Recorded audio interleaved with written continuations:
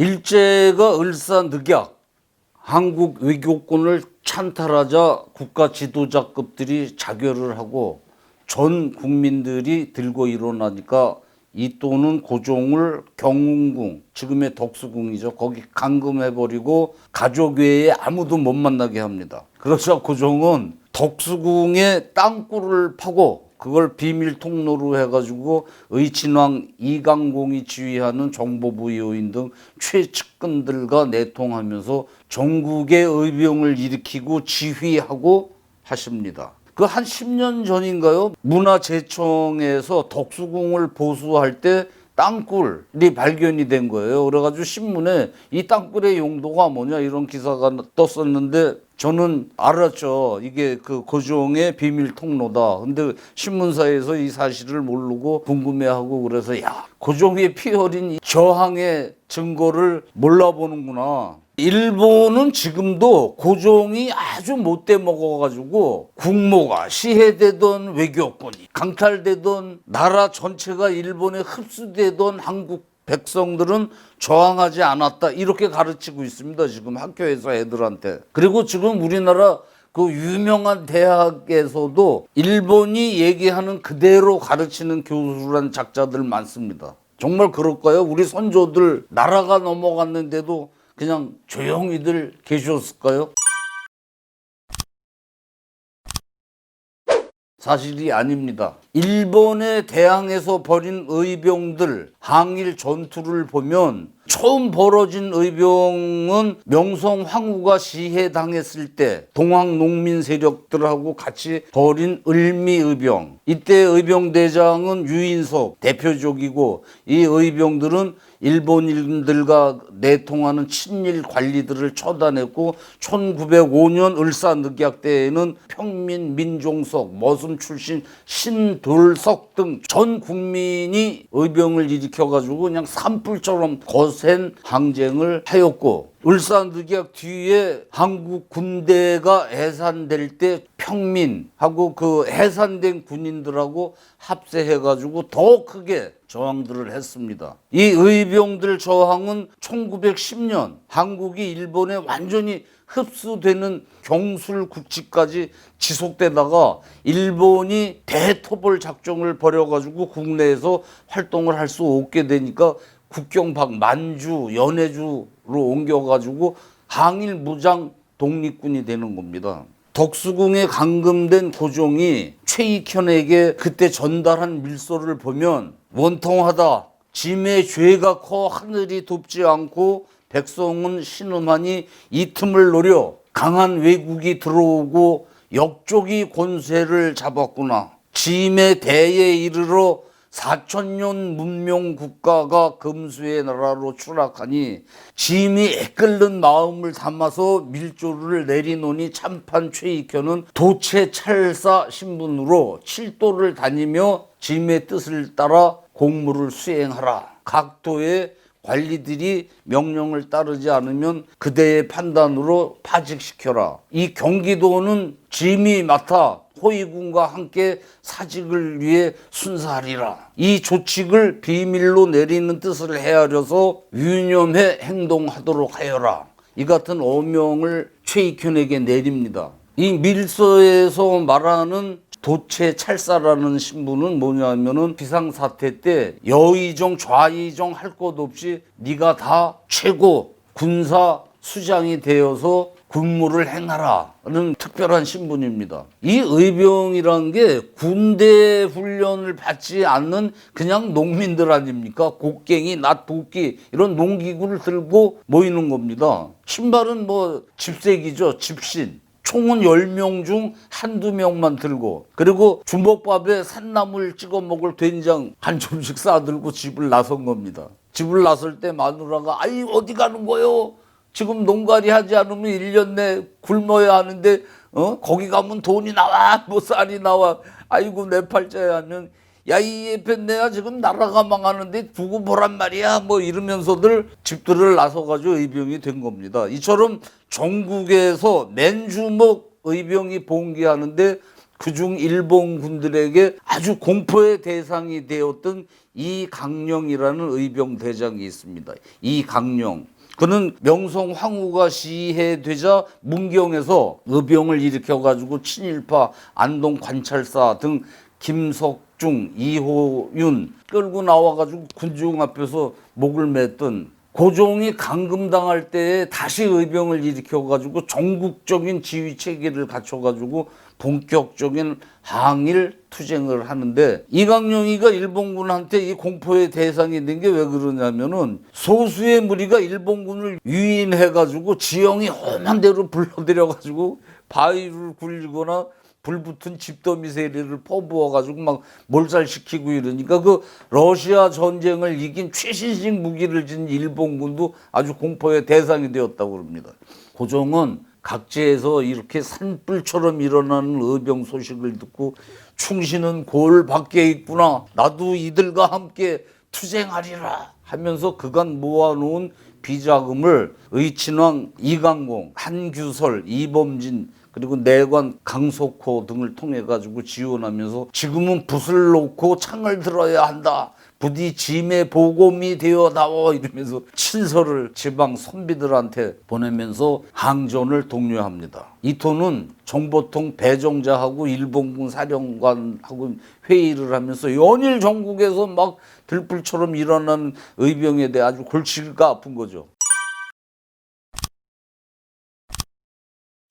의병이 강원도에서 일본군 헌병대를 공격했다 하면 이 용산에 있는 본진에서 그쪽으로 병력이 가야 되지 않습니까? 가는 도중에 그냥 강원도 산길이 지금 같지 않고 얼마나 험해요. 꼬불꼬불 대관령 넘어가면 그냥 거기서 들고 쳐가지고 가는 도중에 총 무기 다 뺏기고 박살이 나는 겁니다. 그리고 의병들은 점차 서울을 향해서 공격해올 기미를 보이니까 아주 이제 골치가 아픈 거죠. 이 여우 같은 년 배정자는 덕수궁에 감금된 고종이 아무래도 수상한 겁니다. 고종이 의병들하고 내통하는 낌새가 보이는 거죠. 그래서 배정자 밀정들은 눈에 불을 켜고 고종 측근들을 감시하고 고종의 정보부 인문사 총책 의친왕은 자신을 감시하는 밀종을 속이려고 술하고 여자에 빠진 아주 탕아인 척 연기를 하면서 극비로 의병을 모으고 지원하고 그랬습니다. 고종의 정보부원들 밀사들이 이 삼각산 헌박골 계곡에 문관, 군관, 민간인 수백 명을 모이게 하면 의친왕은 새벽까지 술을 먹는 척하고 집에 들어가 자면은 그를 감시하는 밀정들이 밤새도록 술 처먹고 아침에 나오겠어. 이러고 지들도 눈 붙이러 가면 살그머니 나와가지고 삼각산 헌박골에 와가지고 항전비를 지원하면서 여러분 속히 고향으로 돌아가 의병을 모으십시오. 여러분들이 충심을 다해 위기의 나라를 구해야 합니다. 이런 연설을 하고 손가락을 깨물어가지고 피로 막 결의서 쓰고 거기 모인 사람들 전부 눈물을 글썽이면서 혈서를 쓰고 이강은 이렇게 종국 13 군대의 창의군 의병 군대를 만들고 만주하고 연해주에도 밀사 이상설, 이동영, 이회영을 파견해가지고 거기에 군사기지를 만들기 시작합니다. 거기까지 가는 이들은 그냥 외놈 밀정들이 얼마나 치밀합니까? 그 첩보전을 벌이는 거죠. 이렇게 피해가지고 상해를 거쳐서 러시아를 거쳐서 빙빙 돌아가지고 가가지고 처음에 만든 데가 용정촌이죠. 학교를 세운다고. 독립군 양성소인데 서전서숙 최초의 독립군 학교입니다. 이걸 설립하는데 배정자 밀정들도 끈질기게 이들을 쫓아와가지고 저 학교 아니다 훈련소다 이래가지고 그 다음에 문을 닫게 하고 이렇게 치열한 첩보전을 벌이면서 고종의 밀사가 항전 준비들을 합니다. 이렇게 고종과 우국지사들이 외놈들에 대적해서 애를 쓰는데 이근택 등 그 을사오적 이토한테 훈장을 받고 일본 귀족 차기를 받으면서 승승장구합니다. 국방장관으로 을사늑약을 찬성한 이근택이 어떤 놈인가 하면 명성황후가 대원군 공격을 받아가지고 저 충청도 충북으로 피난했을 때가 있었어요. 그때 거기서 명성한테 매일 싱싱한 음식, 과일 진상을 하면서 아부를 떨다가 벼슬길에 올라서 가지고 서울시장에 해당하는 한성 판윤을 거쳐 가지고 국방장관 군부 대신까지 올랐을 때 을사늑약이 벌어졌는데, 여기서 아주 적극 진놈이 찬성을 해서 도장을 찍고 이러던 을사오족 중에 아주 가장 악한 놈입니다. 이자가 을사늑약에 도장을 찍고 집에 들어와 가지고 이제 죽을 때까지 편하고 복을 누리게 됐다고 떠들어 가지고 부엌에서 일하던 여종이 부엌칼을 들고 뛰어나와 가지고 너 반토막을 못 내서 분하다 그러면서 집을 뛰어나갔다는 일화를 남긴 그 놈입니다. 이 을사오족들을 죽이려고 많은 암살들이 시도됐었어요. 이완용이도 그렇고. 그 이놈 이근택이를 죽이려고 했던 사람 중에 기산도라는 인물이 있는데, 기산도는 전라남도 장흥 출신인데 기정진, 기우만 등 의병장을 배출한 호남의 명문가 아들인데 5살 때부터 글을 읽어가지고 총명했죠. 의병 활동을 하고 이러던 사람인데 이범석, 서상규 동지들하고 같이 매국 원흉 암살단을 조직을 하던 중에 밀정한테 발각이 돼가지고 옥에 들어갔는데 몇 달인가 모진 고문을 받으면서도 입을 열지 않아가지고 결국 무혐의로 풀려났어요. 근데 그 다음에 다시 나인영, 기호 이런 사람들하고 이근택 집을 습격합니다. 이근택의 고래등 같은 집은 일본 헌병들까지 배치해서 경비를 서고 있었는데, 그날 밤 12시 이근택이 음란한 책을 읽어주는 첩에 무릎을 베고 자빠져 있는데 담을 넘어 들어와 가지고 같이 들어온 나인영이 하고 기호는 이근택의 팔다리를 잡고 기산도는 이근택의 입을 틀어막으면서 칼로 내지르는데, 이 와중에 그냥 촛불이 꺼지고 이근택이 살겠다고 발부둥치고 몸부림치고 이래가지고 첩은 소리를 지르고 해가지고 경비병들이 몰려오는 바람에 기산도 일행은 이근택한테 치명상을 입히지 못하고 담을 넘어 빠져나옵니다. 그 다음날 대한매일신보에 난 기사를 보면 군부 대신 이근택 씨가 제자길 하워 12시경 그의 별실에서 취침을 하려 할 무렵 양복을 입은 괴한 3명이 칼을 들고 돌입하여 이근택의 가슴과 등 여러 곳을 난자하여 중상을 입혀 그가 혼절한 바 군부 대신은 한성병원에서 치료를 하고 있는데 위험이 8, 9분이더라, 이런 기사가 납니다.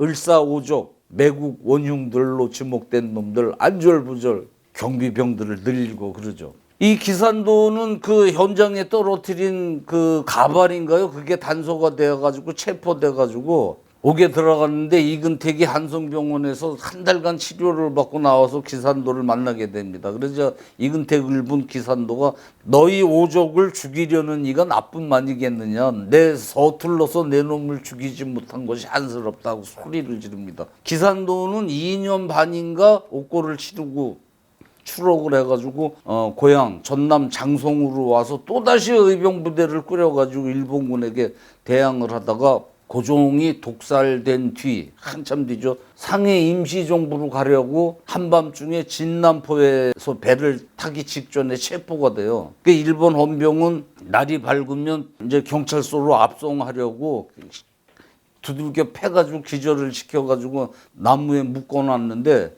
그 마을 김봉순 할머니가 새벽에 물을 길러 가는 척 하면서 부엌칼을 감추고 가서 기산도에 묶인 줄을 풀어줘가지고서 기산도가 도망가게 되는데, 그 너무 심하게 맞아가지고 잘 움직이질 못하니까 다시 잡혀요. 기산도를 잡은 일본 헌병놈이 야우다라는 놈인데 이게 체포돼가지고 공범을 대라. 그러니까 모진 고문을 또 당합니다. 그때 기산도가 개 같은 너희들한테 내가 자백할 것 같으냐 이렇게 호통을 치면서 자기 혀를 뭉텅 깨물어 가지고서 잘라 가지고, 그렇게 그는 5년간 옥고를 치르다가 반신불수가 되니까 내보내줘요. 그래서 출소하지만 이미 집안은 다 그냥 쑥대밭이 되고 그래가지고 거린 생활을 하다가 길에서 숨을 거둡니다. 이처럼 한국인들은 아주 처절하게 저항을 했습니다. 요즘 뭐 반일 종족주의 뭐 이런 책을 읽으면서 젊은 애들이 일본의 침탈은 축복이었고 왕가가 워낙 못된 짓을 고종 부부가 못된 짓을 해가지고서 나라가 넘어가는데도 우리 백성들은 꼼짝을 안 했다 이런 소리들을 하는데 사실이 다르죠. 이뿐만이 아닙니다.